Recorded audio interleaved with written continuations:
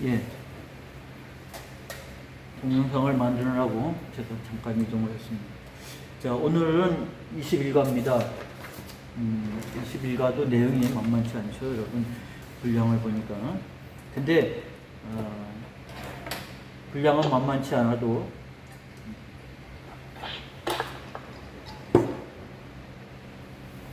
개념은 명확해요. 어렵지 않습니다.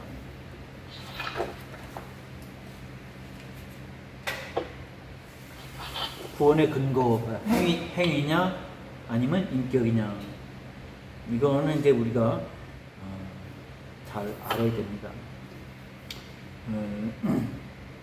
우리가 아는 것처럼 성경은 늘 우리에게 말씀한 것처럼 로마서 3장 23절 또 로마서 6장 23절 모든 사람이 죄를 범하였으며 하나님의 영광에 이르지 못하였다. 우리도 잘 알아요. 하나님의 영광에 이르지 못한 것인지 잘 압니다. 뿐만 아니라 로마서 6장 23절 모든 사람이 죄의 삭은 사망이요 하나님의 은사는 그리스도 예수 우리 주 안에 있는 영생이라. 그래서 죄의 삭은 사망이라는 것도 잘 알아요.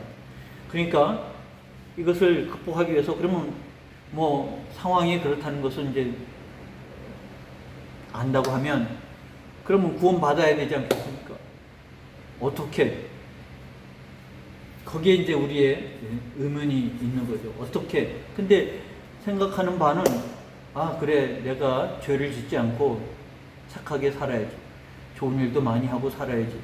이게 우리가 갖고 있는 생각의 한계예요. 근데 성경은 그렇게 말하지 않거든요.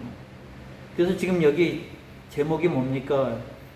이 21과의 첫 번째 챕터는 구원의 근거가 행위냐 아니면 인격이냐, 이게 굉장히 중요한 제목이에요. 제목에서 이제 설교를 다 한 거예요. 본문이 다 나온 거예요. 여기 이제 이 실베스터 성도가 그러면 내가 죄인인 것도 알고, 그리고 죄로 말미암아 사망이 우리에게 온다는 것도 알고, 그렇다고 손 놓고 있을 수는 없고, 그러면 해결을 해야 되는데, 구원을 받아야 되는데 어떻게 해야 되느냐? 우선 떠오르는 생각은 그거밖에 없어요. 착한 일 해야 되고 죄 짓지 말아야 되고. 근데 성경이 말하기는 행위가 아니라 인격이라고 말하는데 그게 무엇인지를 정확하게 이해하지를 못해요.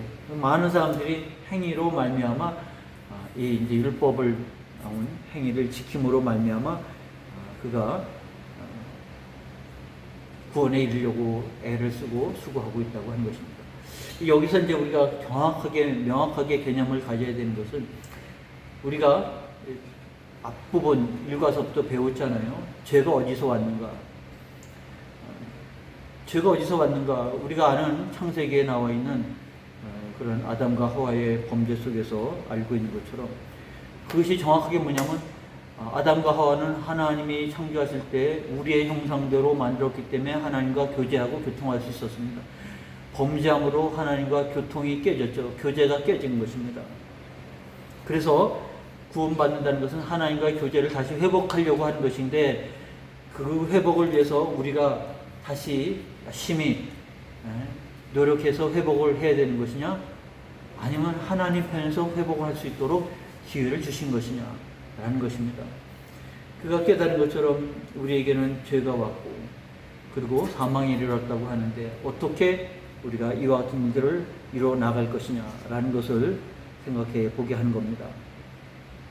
그래서 이것을 이제 이해할 수 있도록 하기 위해서 다시 구체적인 설명이 나아가게 됩니다.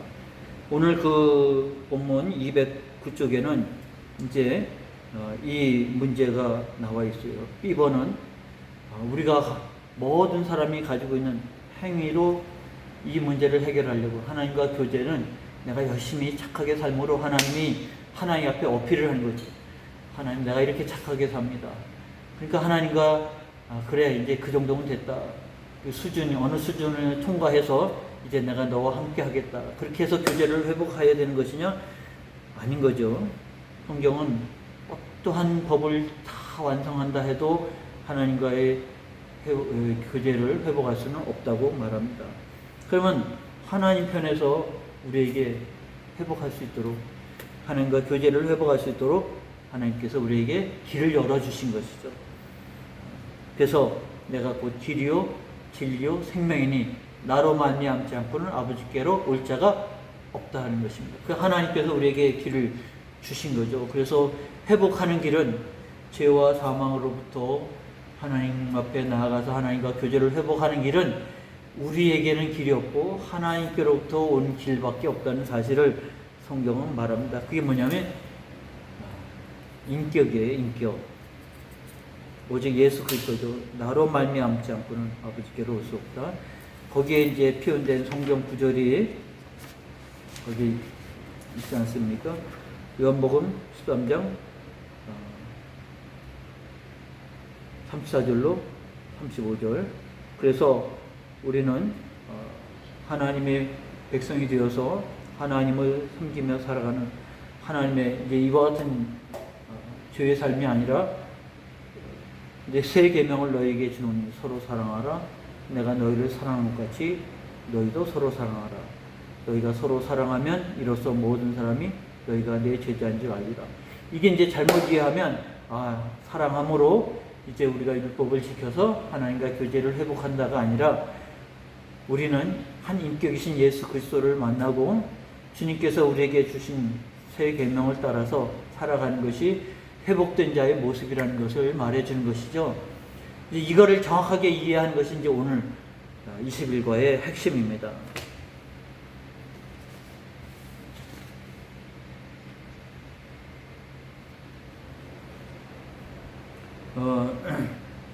예수님께서 우리에게 말씀한 것처럼 마태복음 11장 28절 여러분 잘 아시잖아요. 수고하고 무거운 짐진 자들아 다 내게로 오라. 내가 너희를 쉬게 하리라. 그러니까 구원은 인격이신 예수님으로 말미암아 이루어진 것이죠. 우리가 열심히 수고하고 노력해서 구원을 이룬 것이 아니라는 것을 오늘 이 21과를 통해서 배우는 겁니다. 이제 그것을 더 잘 이해하기 위해서 이제 죄라는 것을 더 구체적으로 배우게 됩니다. 잠깐만요. 제가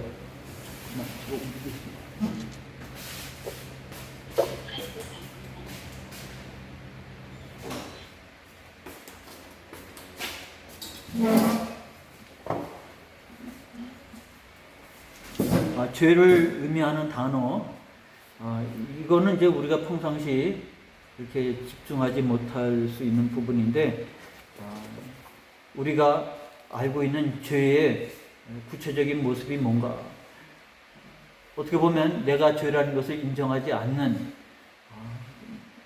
납득이 잘 안 되는, 성령께서 나에게 조명하시지 않으면 이해하기 어려운 부분이 이 부분입니다. 그래서 우리가 죄인이라는 것을 인정하지 않는 사람들이 많이 있잖아요. 그러면 그분은 죄라는 정의를 나름대로 내리고 있는 겁니다. 그 죄라고 하는 정의를 우리의 한글로는 구분이 잘 안 돼요. 근데 그 영어는 조금 이제 구분을 합니다. 그 영어는 이제 우리가 알고 있는 죄라는 것은 guilt라는 말로 썼고요. 성경에서 말하는 것은 sin이라고 하는 단어입니다. 그러니까 우리가 생각하는 죄와 성경에서 말하는 죄가 개념이 좀 차이가 있는데, 성경에서 우리를 죄인이라고 했을 때 우리는 guilt라는 단어만 생각해서 내가 왜 죄인이야 이렇게 말하는 경우가 있어요. 근데 영어도 sin이라고 하는 단어로만 표현했죠. 더 그것을 구체적으로 표현하는 게 헬라어입니다. 헬라어는 이 죄라고 하는 단어를 더 상세하게 설명을 하고 있기 때문에 이것을 안다고 하면 인정하지 않을 수가 없는 거예요. 죄라고 하는 거, 내가 죄인이라고 하는 거. 이제 성경에는 이 네 가지 죄가 표현이 되어 있어요. 첫 번째 죄는 이게 이제 뭡니까? 요즘 올림픽 하는데 양궁 있잖아요. 화살을 쏴서 관역을 맞히는 거잖아요. 그래서 첫 번째 가장 많이 쓰는, 성경에서 쓰는 단어, 죄라는 단어는요, 헬라로 하말티아라고 하는 단어인데요. 이거는 관역이 여기 관역을 맞춰서 써야 되는데 엉뚱한 방향으로 쏘는 거예요. 그래서 표적이나 길을 벗어났다고 하는 그런 단어가 하말티아입니다. 근데 그런 단어가 원래 헬라어에 있었어요. 근데 성경에서 말하는 죄라고 하는 것을 하말티아로 표현을 한 거죠. 그러니까 이 헬라어를 쓰는 사람들에게는 죄라는 말이 빨리 이해가 되는데 우리는 헬라어를 쓰는 사람이 아니기 때문에 그런 개념이 없잖아요. 그거는 우리는 번역된 성경을 가지고 있기 때문에 정확하게 이해를 못하는 거예요. 한국어 성경. 그러니까 한국어의 장점은 또 다른 세상에서 없는 많은 표현이 있잖아요. 우리 한글을 영어로 번역하면 많은 표현도 그냥 한 단어로밖에 표현이 안 되는 부분이 있어요. 그러니까 언어마다 장점이 있잖아요. 영어가 다양한 표현이 있는가 하면 한국어로는 하나의 단어밖에 없는 것도 있고요. 한국어는 많은 단어가 있지만 영어로는 하나밖에 번역이 안 되는 것이 있어요. 그러니까 그 나라 민족성, 삶의 배경에 따라서 그 언어가 다양할 수가 있지만 또 어떤 나라는 그 부분에 대해서는 아주 하나밖에 없고 아예 없거나 그럴 수가 있어요. 그러니까 성경을 번역한다는 게 참 어려운 거예요. 예수 그리스도를 우리의 구원자라고 하는 이 구원을 설명을 번역을 해야 되는데 그 나라는 그런 단어가 없으면 번역이 안 되잖아요. 이게 참 어렵고 참 난제입니다. 하나님이 그런 과정을 넘어서 우리에게 복음을 전했으니까 그런 복음을, 그런 성경을 가지고 이해한다는 게 기적 같은 거예요. 성령이 조명하지 않으면 정말 이해할 수 없는 부분이 있어요. 근데 이제 우리가 그래도 이제 공부를 하니까 이런 헬라어를 우리가 뭐 언제 공부를 하겠습니까만 이걸 통해서 정확하게 이해하는 거예요. 지난 몇 번 설명하지만 사랑이라는 단어도 4가지로 성경은 표현하고 있다고 그랬잖아요. 그러니까 그것을 잘 알면 이해가 훨씬 빠른 거예요. 그러니까 이 죄라고 하는 단어는 4가지로 성경은 설명하고 있는데 우리는 그래도 조금 번역은 다 죄라고 번역하지 않고 조금 다르게 번역을 했어요. 근데 번역을 했지만 정확하게 이해를 못하기 때문에 이제 이 시간에 배우면서 잘 이해할 수 있으면 좋겠습니다. 여기 말하는 하말티아라고 하는 단어는 관역을 벗어난 거예요. 그러니까 하나님의 백성이 이사야 43장 21절에 이 백성은 내가 나를 위하여 지었나니 나를 예배하게 하려 합니다. 나를 찬송하게 하려 합니다. 하나님이 우리를 지은 목성은 하나님을 예배하도록 지으셨는데 하나님도 모르고 하나님도 예배하지 않는다는 것은 바로 그게 하말티아, 관역을 벗어난 거예요. 아시겠죠? 이사야 이제 43장에 하나님께서 예언하신 부분이 나오는데 그 하나님의 예언하신 그 내용 속에서 우리로 하여금 본질을 이해하게 만듭니다. 이사야 43장 7절에 보니까 내 이름으로 불려지는 모든 자 곧 내가 내 영광을 위하여 창조한 자를 오게 하라. 그를 내가 지었고 그를 내가 만들었습니다. 하나님께서 내 영광을 위해서 우리를 창조했다고 그랬는데 로마서를 보니까 바울이 로마서에 있는 사람들을 책망할 때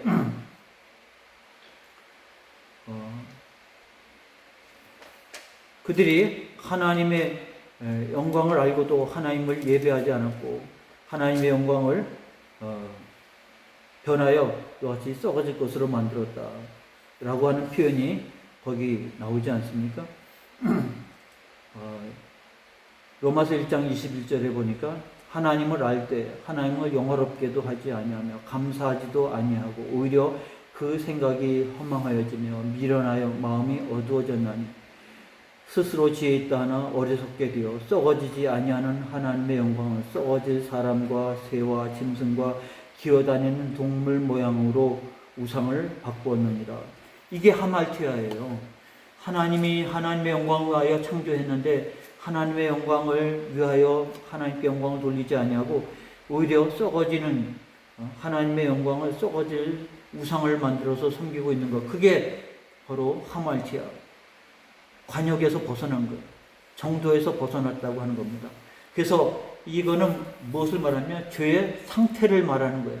그러니까 우리는 이미 죄인이라고 말했을 때는 이와 같이 하나님을 예배하지 않는 자, 하나님을 섬기지 않는 자는 죄의 상태에 빠진 거예요. 하말티아가 된 거예요.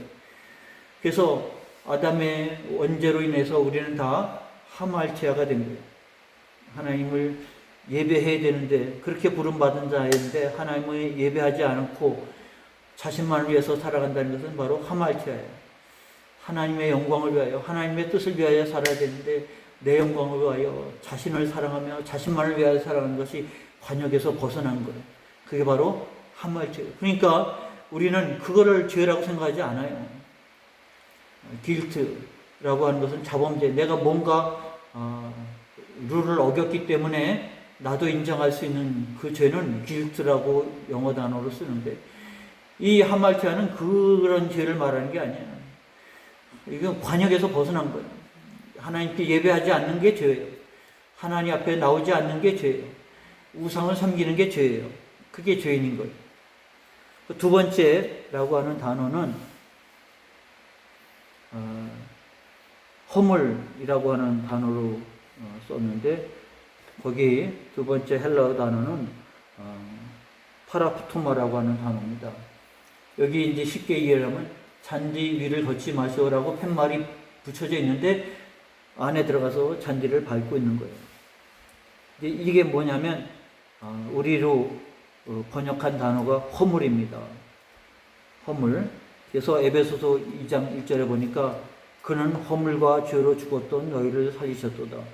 허물과 죄, 허물이라는 단어가 바로 이 두 번째 단어 파라푸툼하고 죄라고 하는 단어가 하말티아예요. 그래서 에베소서 2장 1절에 표현된 단어가 하말티아와 두 번째 단어 파라푸토마라고 하는 단어가 쓰여져 있어요.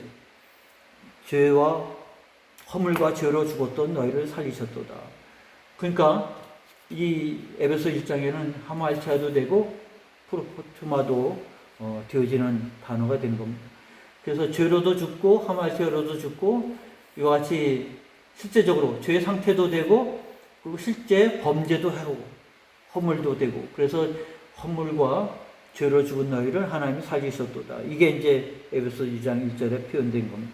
이거는 이제 우리도 인정하는 바인 거죠. 내가 죄라고 하는 것을 깨닫는 길트라고 하는 단어인 거죠. 근데 하나님이 우리에게 말씀하시는 바가 무엇인지를 사람들은 인정하지 않았기 때문에 죄라고 생각하지 않는 거죠. 그 다음에 세 번째 단어는 거기 나온 것처럼 파라바시스라고 하는 단어입니다. 이거는 특정된 한계를 넘어서는 거예요. 이 선을 넘어가지 마시오라고 했는데 넘어가는 거죠. 이것이 이제 우리가 생각하는 10계명을 범하지 말라, 우상을 섬기지 말라 했는데 우상을 섬겼다. 하나님의 이름을 망령되게 여기지 말라 그랬는데 망령되게 여겼다. 이제 이게 한계를 넘어가는 거죠. 선을 넘어가는 겁니다. 그래서 임의로 하나님의 법을 깨트리는 거예요. 성경이 마태복음 15장 2절로 3절에 나와 있는데 뭐라고 말합니까? 바리새인들이 예수님에게 말합니다. 당신의 제자들이 어찌하여 장로들의 전통을 범하나이까? 범한다라는 말이죠. 장로들의 전통은 10계명이 613개 조항으로 바뀐 거예요. 장로들의 전통이. 그래서 더 구체적으로 말씀을 지켜야 된다고, 하나님의 말씀 모세오경을 구체적으로 지켜야 하라고 한 것과 하지 말라고 하는 것을 엄격하게 규정해 놓은 것이 613개 조항인데 제자들이 이걸 범했다는 거예요. 떡을 먹을 때 손을 씻지 아니했다. 이게 선을 범했다는 거죠. 떡을 먹을 때 손을 씻는 게 장로의 유전이에요. 근데 떡을 먹을 때 손을 씻지 않았다라는 게 바로 이 선을 넘었다, 범했다고 이 바리새인들이 예수님에게 제자들을 고발하는 거예요. 범했다. 이 범했다는 단어가 바로 파라바시스라고 하는 겁니다. 선을 넘었다. 예수님이 뭐라고 말합니까? 대답하여 이르시되 너희는 어찌하여 너희 전통으로 하나님의 계명을 범하느냐. 전통으로 하나님의 계명을 범했다고 그러지 않습니까? 거기서 예수님이 예를 든 게 뭐라고 말합니까? 고르반이라고 하는 단어죠. 하나님께 다 드려야 되는데 드린다고 하는 걸 고르반이라고 하는 단어인데, 또 하나님의 말씀에는 부모를 섬기라, 공경하라고 부르지 않습니까? 그러니까 이걸 가지고 내가 하나님 부모님을 공경해야 되는데 그게 아까운 거예요. 그래서 뭐라고 말하냐, 이거는 고르반 하나님 앞에 드린 거다. 하나님의 앞에 드린 거니까 이거 가지고 부모를 공경하지 않아도 된다고 하는 거예요. 근데 거기에 예수님의 악한 뜻이 있는 게 말씀하고 있는 거죠. 하나님 앞에 드리고 싶어서가 아니라 부모를 섬기는 데 있어서 아까우니까 내가 하나님 앞에 드린다라고 말해놓고 이제 뭐 차일피일 미루는 거죠. 그게 예수님께서 너희가 어째 전통으로 하나님의 계명을 범하느냐. 하나님 앞에 고르반 드렸으면 그거 가지고 부모를 섬기지 않아도 된다. 이게 장로의 유전이거든요. 근데 그 장로의 유전은 우리 하나님을 범하는 거죠. 그 뜻에 악한 게 있는 거예요. 정말 하나님을 드린다 그러면 하나님 앞에 드려야 되는데 안 드리고 있는 거예요. 그리고 부모를 공경하지도 않는 거예요. 그러면서 왜 안 공경하냐면 이거는 하나님 앞에 고르반 했기 때문에 하나님의 것이다. 그리고 하나님 앞에 드리지도 않으면서 유예하는 거죠. 자꾸 거기에 이제 악한 뜻이 있는 거죠. 그래서 안식일 날 장로의 전통에 따라서 떡을 먹을 때 손을 씻지 않고 먹은 것을 고발했다고 하면 그러면 너희는 어째서 범하느냐, 계명을 범하느냐. 이 범할 때 이것은 바로 손을 넘는다고 하는 뜻의 파라바시스라고 하는 단어입니다. 그리고 네 번째 것은 신약성경에서 불법이라는 단어로 번역했는데 아노미아라는 단어로 써있습니다. 이것은 하나님을 이와 같이 모독하는 거죠. 반역하고 무시하고. 그래서 이와 같이 개념으로 쓰여집니다. 디모데전서 1장 9절에 보니까 알 것은 이것이니 율법은 옳은 사람을 위하여 세운 것이 아니요 오직 불법한 자와 복종하지 아니한 자와 경건치 아니한 자와 죄인과 거룩하지 아니한 자와 망령된 자와 아버지를 죽인 자와 어머니를 죽인 자와 살인한 자며 라고 했을 때 쓴 단어가 뭐냐면 불법이라는 단어 썼죠. 하나님 불법했다는 단어는 하나님에게 이와 같이 모독하는 거고 하나님의 말씀을 고의적으로 어기는 자를 가리켜서 불법이라고 하는 단어를 씁니다. 그러니까 헬라어의 단어가 죄라고 하는 개념을 네 가지로 썼다고 하면 이와 같은 개념으로 말할 때 나는 죄인이 아니라고 생각하지만 벌써 첫 번째부터 우리는 죄인일 수밖에 없는 거고 그 다음에 우리는 하나님의 말씀을 안다고 하면 우리는 하나님의 말씀에 범법하고 범죄했다는 것. 그래서 허물과 그리고 범하는 것과 불법과 그래서 한글 단어로는 조금씩 차이를 두고 설명하고 있어요. 우리는 잘 구분을 못하는데 또 앞으로도 구분을 하기가 쉽지 않을 겁니다. 그러나 이런 개념이 있다는 것을 잘 알아야 됩니다. 그래서 성경은 이것은 죄라고 번역했고 이거는 허물이라고 번역했고 이거는 범한 것이라고 번역했고 이거는 불법이라고 번역을 했어요. 다 하나님 앞에 죄를 나오는 단어라고 하는 것을 알면 우리가 이와 같은 상태에 있다는 것을 말해주고 있는 겁니다. 그러면 이 죄에 대해서 죄의 온도계입니다. 그러면 이것을 이 네 가지 죄를 통해서 그래도 나는 그래도 적어도 저 사람처럼은 아니다. 여기 말하는 죄의 온도계 이거는 정말 깽단이죠. 뭐 이렇게 죄를 누가 봐도 죄 십자가에 예수님과 함께 달렸던 강도처럼 누가 봐도 분명하게 드러나는 죄. 이 사람은 누가 봐도 죄인이죠. 이 사람의 죄의 온도계는 뭐 100도에 이르렀다고 말할 수 있을까요? 그 다음에 두 번째 있는 사람은 이 뭡니까? 그냥 자기 인생을 오직 부자처럼 자기의 것들을 챙기고 자기를 위해서 이와 같이 끌어모으고 살아가는 자들의 모습입니다. 그래서 어쩌면 이기적인 그런 모습인데 뭐 이게 뭐가 잘못됐냐? 뭐 열심히 살았는데 죄 안 짓고 깨끗하게 살았는데 이 사람의 죄의 온도계는 얼마큼 될까? 뭐 여러분이 갖고 있는 가치관에 따라서 이것도 죄라고 끌어올릴 수도 있고 이게 무슨 죄야 하면서 조금의 죄라고 할 수도 있어요. 여러분이 갖고 있는 가치관 그리고 세계관에 따라서 이와 같이 온도를 정할 수가 있는 것이죠.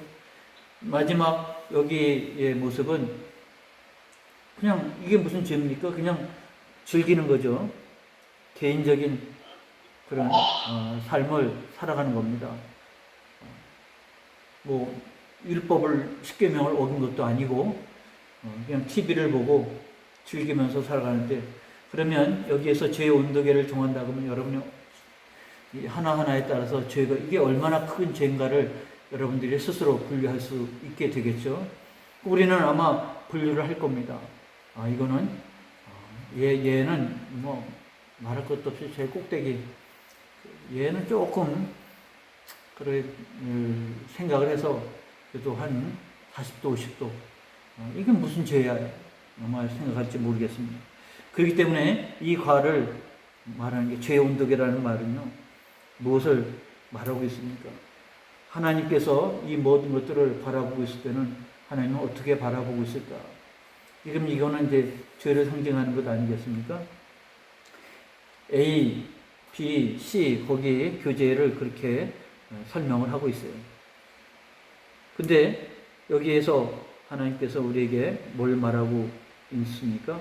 마태복음 25장 41절로 46절의 말씀을 거기 나와 있습니다. 이게 무슨 말이냐면요, 아까도 설명했습니다만 그 중에 두 구절만 제가 읽어드립니다. 너희는 내가 줄일 때 너희가 먹을 것을 주지 아니하였고, 목마를 때 마시게 하지 아니하였고, 나그네 되었을 때 영접하지 아니하였고, 헐벗었을 때 옷을 입히지 아니하였고, 병들었을 때와 옥에 갇혔을 때 돌보지 아니하였느니라 하시니라. 이게 심판에 이를 자에게 예수님 말씀한 거 아니겠습니까? 이 사람들은 참 경력이에요. 우리가 언제 주님이 우리 앞에 줄였을 때가 있었고 목마를 때가 있었고 언제 우리가 하지 않았다고 그렇게 말씀했습니까? 그럴 때 예수님이 이 작은 자에게 하지 않은 것이 나에게 하지 않은 것이라고 했습니다. 그러니까 이 사람들은 다 개인적인 뭐 특별한 죄도 아니고 자기를 위해서 살았을 뿐인데 너희는 나를 위해서 살지 않았다고 말씀을 하고 계신 것이죠. 그러니까 예수님은 그것이 얼마나 심각한 죄인지요. 너희는 영벌에 처할, 우리가 알고 있는 지옥의 영원한 벌에 처해질 자리에 들어가라고 말씀하고 있는 겁니다. 그게 그럴 만한 죄입니까? 깜짝 놀란 거죠, 이 사람들은. 그러니까 예수님이 분명히 말한 거죠. 죄의 온도계라고 하는 것은 우리가 이해할 때 이거 뭐 얼마나 이게 무슨 얼마나 큰 죄야, 뭐 이 정도는 누구든지 할 수 있어 그러지 않겠습니까? 그런데 그렇게 자기만을 위해서 살고 기회가 주었을 때, 헐벗었을 때, 목마를 때, 굶주렸을 때 하지 않았다고 해서 너는 영벌에 처해질 것이라고 말하는데, 에? 그게 그런 죄입니까? 난 몰랐습니다. 그렇게 말할까봐 예수님 말씀하신 거예요. 마태복음 25장에. 야고보서 4장 17절, 본문에는 없습니다만 야고보서 4장 17절에 성경은 뭐라고 말합니까? 야고보 사도는 그럽니다. 그러므로 사람이 선을 행할 줄 알고도 행하지 아니하면 죄니라. 악을 행하지 않았다고 죄가 없는 게 아니라 선을 행할 기회에 선을 행하지 아니하는 것도 죄니라. 야고보서 4장 17절에 그렇게 분명히 말하고 있습니다. 그러므로 여러분이 죄의 온도계를 바라볼 때 여러분이 가치 기준으로 판단하면 안 됩니다. 성경이 말하는 바에 죄의 온도계를 가지고 있어야 된다는 것을 말해주고 있는 겁니다. 아시겠죠? 그래서 우리에게는 정말 죄가 아닌 것이 없다고 하는 것이고요. 이 죄에서부터 우리가 구원을 받아야 된다고 하는 것을 다시 한번 이제 구원의 길을 배우는 기회로 나가게 합니다. 여기 아까 얘기한 것처럼 우리는 이제 여기 실베스터 성도가 하나님과 우리 사이에는 이사야서에 나온 것처럼 오직 너희 죄악이 너희와 너희 하나님 사이를 내었고 너희 죄가 그 얼굴을 가리워 너희를 듣지 않게 하시합니다. 그랬으니까 하나님과 우리 사이에는 이런 건널 수 없는 길이 있는 거죠. 그리고 그로 말미암아 우리에게는 사망이 있다는 사실을 보게 되는 거죠. 알게 되는 거죠. 그래서 하나님과 우리 사이, 우리와 하나님 사이를 건너기 위해서 이 죄와 사망으로부터 건너기 위해서 다리를 놓습니다. 이 다리는 우리가 생각할 때 율법이 되는 거죠. 1번부터 로마 숫자로 여기까지 10계명이 놓여진 거죠. 그래서 그렇지, 내가 천사처럼. 이제 이 그림의 상징이 뭐냐면 머리에 둥그런 도너스 모양 있잖아요. 내가 천사가 된 거예요. 착한 일 하는 거예요.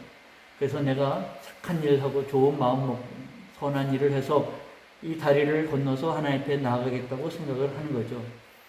그래서 이와 같이 천사의 모습으로 우리가 가는데, 이 얼굴 표정이 뭡니까? 굉장히 만족스러운 표정을 하는 거죠. 그래, 내가 정말 하나님의 백성이 됐어. 성도가 됐어. 착한 일도 하고 좋은 일도 하고, 그래서 이제 나는 하나님과 교제하고 하나님 앞에 나아갈 것이야 라고 생각을 하게 된 겁니다. 그래서 그 길을 건너는데 보니까 내가 한 일뿐만 아니라, 선한 일뿐만 아니라 그 율법을 보니까 내가 잘못한 일들이 더 많은 거예요. 율법에 거쳐서 문제가 되는 게 더 많은 거예요. 그래서 야고보, 베드로가, 자꾸 말이 안 나옵니다. 사도 바울이 뭐라고 말합니까? 그래서 그도 이렇게 하려고 얼마나 노력하고 무진 애를 썼는데 깨닫는 건 오라 나는 곤고한 자다. 이 사망의 몸에서 누가 나를 건져내라. 아무리 착하고 선한 일을 하려고 해도 선하지 못한 일들이 더 많이 보이는 거예요. 율법을 통해서 그거를 깨닫는 거예요. 그러므로 성경은 뭐라고 말합니까? 누구든지 온 율법을 지키다가 그 하나를 거치면 모두를 범한 자가 되는, 야고보서 2장 10절에 나와 있는 것처럼 내가 착한 일을 많이 하고 모든 것을 선하게 해도 잘못한 게 하나가 되면 범법자가 된다고 하는 것이죠. 바울은 그걸 깨달은 거고요. 또 마틴 루터, 종교개혁을 한 마틴 루터도 그것을 깨달은 거고요. 또 요한 웨슬레도 그걸 깨달은 거예요. 아무리 율법으로 선하게 살려고 해도 선하게 살지 못한 뭔가가 드러나면 괴로운 거죠. 나는 끝났다. 죄인이다. 심판받아야 된다. 루터가 그렇게 살았고요. 요한 웨슬레가 그렇게 사는 거예요. 우리도 그렇게 살 가능성이 많아요. 근데 루터가 그런 과정에서 깨달은 게 뭡니까? 그게 이제 우리에게 말하는 복음이에요. 그래서 이것이 루터가 로마서 서문을 통해서 말했고요. 요한 웨슬레도 그걸 통해서 깨달은 거예요. 루터가 깨달은 것은 그가 하박국 선지자를 통해서 주신 말씀을 깨달은 거죠. 하박국 2장 4절에 나온 것처럼 복음에는 하나님의 의가 나타나서 믿음으로 믿음에 이르게 하나니 기록된 바 오직 의는 믿음으로 말미암아 살리라 함과 같으니라. 루터가 깨달은 게 바로 그거예요. 바울이 깨달은 바도 그거고, 루터가 깨달은 바도 그러고, 요한 웨슬레가 깨달은 것도 그거고, 오직 의는 믿음으로 말미암아 살리라. 이와 같이 선한 일로 사는 게 아니라, 아무리 하려고 해도 내가 그렇게 살지 못한 뭔가가 드러날 수밖에 없는 거죠. 그래서 내가 행해도, 선하게 착하게 행해도 행하지 못한 일이 있는 거죠. 그래서 다시 한번 바라봅니다.